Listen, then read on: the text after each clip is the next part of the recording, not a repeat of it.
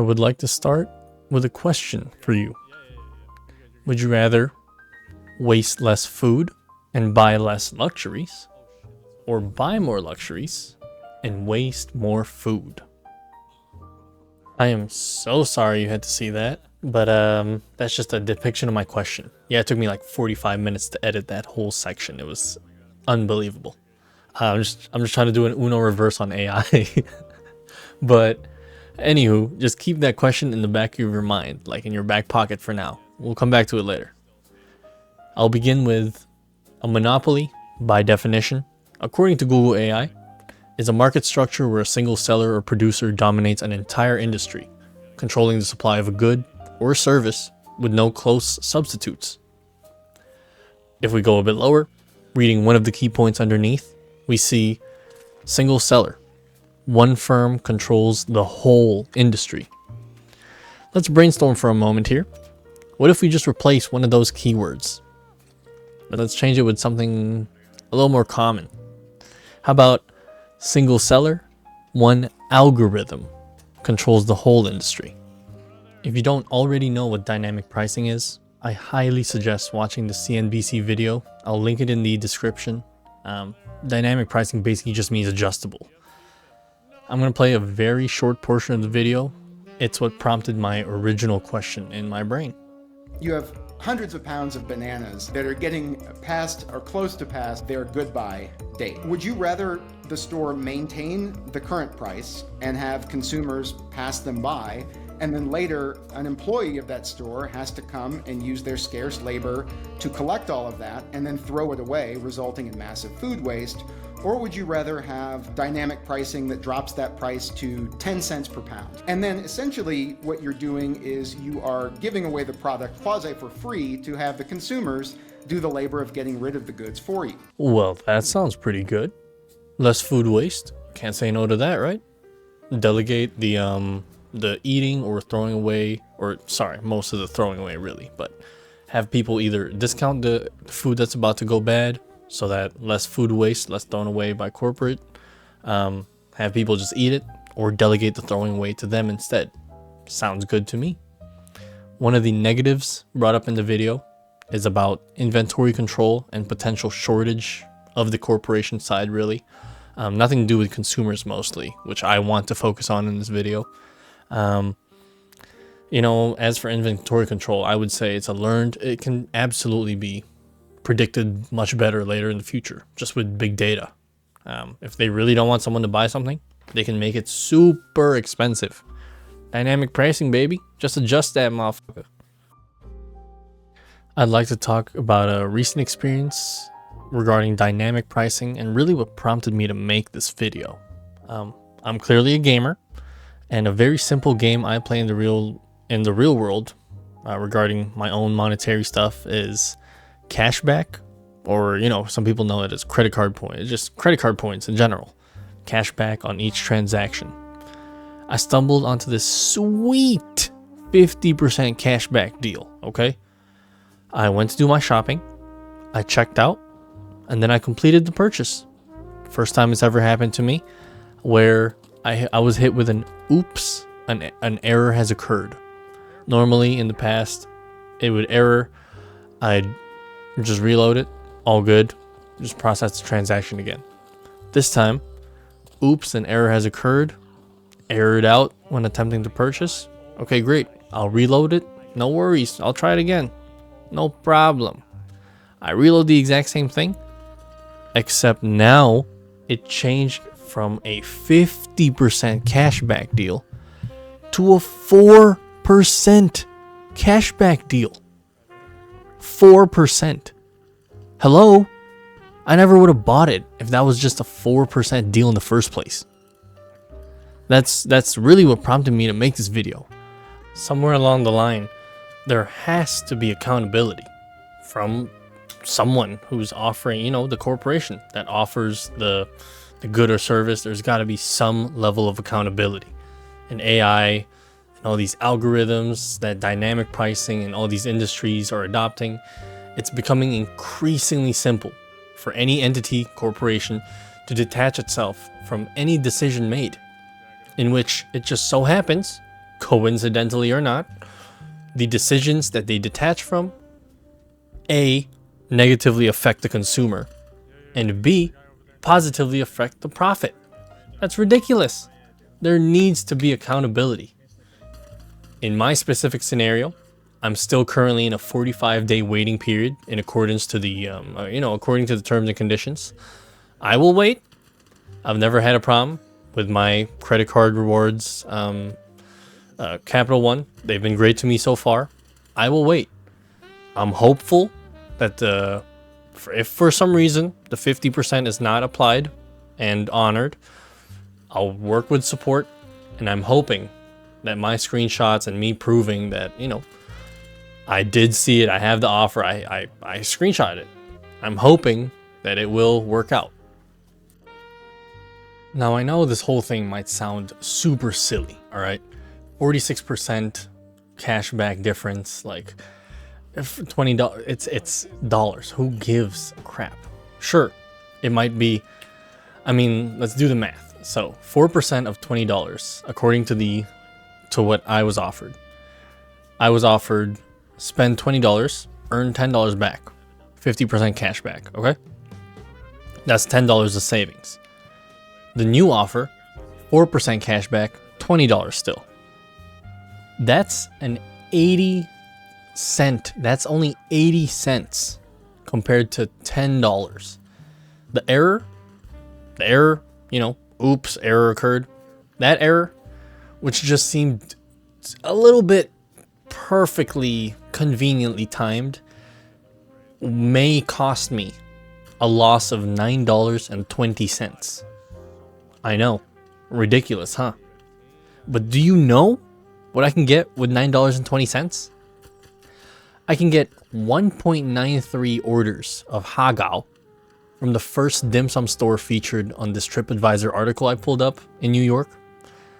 Or I can get an average order or two, even 2 orders really, of siomai, according to Google. In the US, these are US average prices.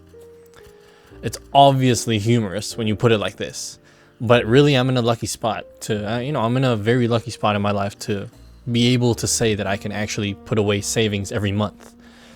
Not a lot of people, especially in this job market where it's starting to feel hopeless and everything just feels rigged. It's not that simple. Let's do some math. Let's do some, quick maths. Using this data point from this Wallet Hub article, I'll link down below as well. Let's step into the corporate mindset real quick, shall we? If I was a corporation and I wanted to generate more revenue, one way I think I could do it would be to error out people trying to make a purchase, force them or have them refresh their screen, and artificially inflate the price on the next page. When it refreshes, artificially inflate that price in order to improve my company's profit margins. Incremental, but you do the math, several thousands of customers. Here, we'll do some math, but you get the point. I know that it will probably be guaranteed. At that point, if I did that, if I errored them out, it's most likely that they'll come back and just complete the transaction. Maybe not even double check what has changed. I know that it'll probably be guaranteed because they were literally on the processing transaction page. Like they were about to pay. They actually clicked pay. So what's stopping them from just repaying, There's a higher probability of them recompleting the purchase, even if it's at a worse offer. And they might not even catch it. They might not even know. Just assuming that the company is, a good moral company, honoring the original fare or original price offer per se. Now let's focus in on this a Groupon scenario that I personally encountered. How many people are really on Groupon at this time? Let's keep it simple, and let's say there were 100 total people that made the same exact checkout offer I did, okay? Let's say 100 of us, all of us, encountered the exact same fate. In a split second, it errored out, made us repurchase. In that split second that it aired out, the company, whoever, not Capital One, this scenario, just let's just call it Bank A. Bank A, by airing it out, was able to generate about 1,000 real dollars by just literally airing out 100 people and changing it from 50 to 4% cash back. About $1,000. That's only 100 people. Let's expand this perspective just a little bit. The deal itself, honestly, was amazing. One of the best I've seen on the app. That's why I wanted it. Bad. 50% cashback? That's nothing to scoff at. Let's say, with this figurehead from Wallet Hub, let's say we're the largest user base. 181 million. Let's say deal was so great, 0.1% of all account owners made the deal. But I'm a heartless asshole, so I error them all out and adjust their offers from 50% to 4% cashback.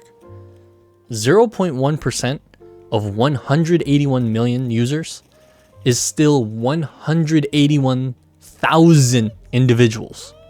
You multiply that by a savings of $9.2 and you are well over $1.5 million. This is the power of numbers, all right? That's literally in 1 second from 0.1% of my entire user base.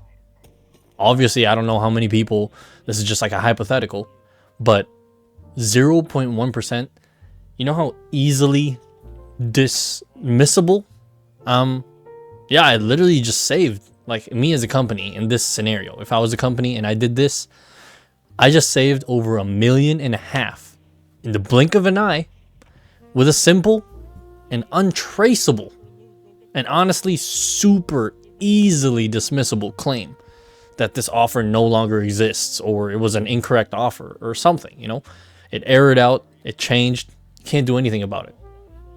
Thankfully, I screenshot everything, and that's probably why I'm making this video.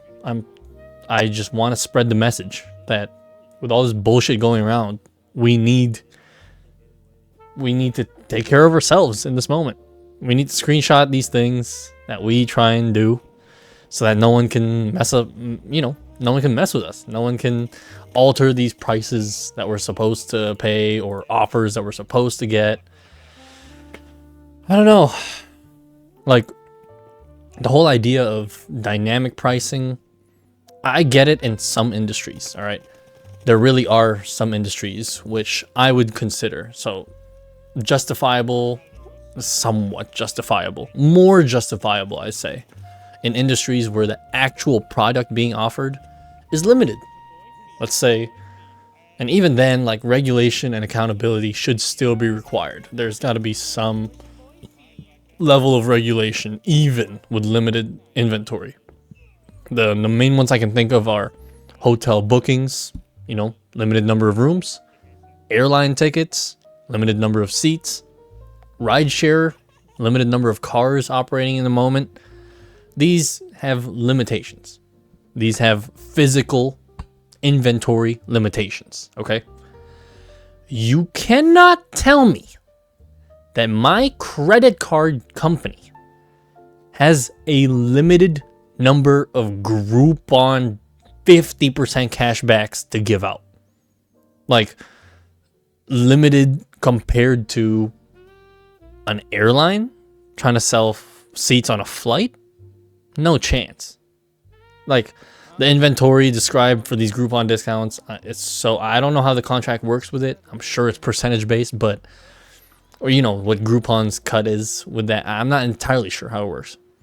But you can't tell me that it aired out because someone else in the world bought the last 5% cashback. That seems oddly convenient.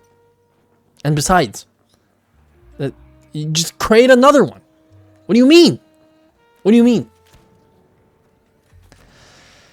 To circle back to the good discussed in the first video, sure, food waste may be less.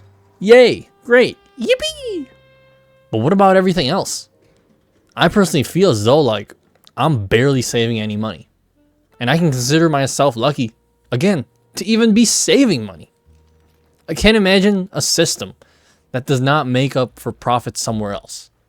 Let's go back to the video. If they cut the price of bananas down to from 25 cents to there are margins that they will be losing. And you can't tell me that these margins are not going to be made up somewhere else. Yeah, I just can't imagine a system that does not make up for those profits somewhere else. The constant push for growth is truly unsustainable, but it is, unfortunately, expected. The cut in profit for less food will most certainly be made somewhere else. I'm thinking you up the price of, I don't know, toilet paper. You up anything, you know, any other thing that can make up for profit lost somewhere else. It's like how Costco does $1.50 hot dogs, and they have money losers, or what do they call it? Loss leaders, I think is what it's called. They have products that lose money in order to bring customers through the door, and they actually end up spending more money statistically. It's the exact same thing. You could lose, man. I feel it's a scary time. It's crazy. And it feels like there's no way out around it. Like everything is being affected. Groceries, fucking, who knows? Rent. They're probably gonna do some shit about rent. About how rent is inventory limited and dynamically priced based on number of fucking gray hairs I have. You know what I mean? Like, it's ridiculous. It all feels so predatory. And sometimes, honestly, I wish that like we could go back to pre-Fortnite days when I was still young and stupid, and maybe it's because I was stupid and young. Maybe that's why I want to go back. But I wish that like not everything had a fucking battle pass and this personalized pricing. Like now with AI getting exponentially better day by day, I can only imagine what this dystopian ass future awaits. Basically, my entire point of this video is really no one else but ourselves can hold companies accountable, especially with our day-to-day transactions. Companies profit within margins, and if margins can be increased artificially, you best believe one of these motherfuckers downloading aimbot. Like someone's downloading wall hacks. People cheat in games. I can't believe people cheat in games. I couldn't believe it before, but I've seen the cheats through kill cams and stuff. If fucking losers are cheating, you best believe goddamn companies who need to profit who need to sustain shareholder balance and keep up the ROIs and all the bullshit jargon, you fucking best believe they will keep this shit up. They'll cheat. They'll fucking change these margins, dude. They'll air you out. They'll do some scummy ass shit. Because at the end of the day, shareholder value, baby. Get that shit up. No support or follow-up necessary. Capital and Automation has still not done me wrong. I hope it lasts my entire lifetime I do business with them. To conclude this video, I really fear that companies, like each individual company that I deal with, and everyone deals with really, but I'll simplify it down to each individual person. I fear deep down that each company that I deal with and I process a transaction with can literally become a monopoly of my habits. Like an algorithm can, these companies can min-max us. They can min-max each individual's money and livelihood. They can find the most effective way to squeeze every penny from you. And I don't think that's right. Feels like we're doing ranked anti-consumerism, you know? Like, is this really what we want? Please let me know your thoughts. If you have any thoughts about dynamic pricing, if you've had any experience being perhaps attacked by it, I'd really love to know. I am curious, like what companies are doing to, you know, evolve their game of monetization. I guess to circle back to the beginning question, would you rather buy less, what was it? Would you rather waste less food and buy less luxuries, or would you buy more luxuries and buy more and waste more food? Yeah. If you like video games, I stream live on Twitch, twitch.tv/okioki. Follow me for games. This honestly was just all a conspiracy, a rant from the brain. World War III is literally on our doorstep, so who gives a shit? Have a great day. Be safe. Bye.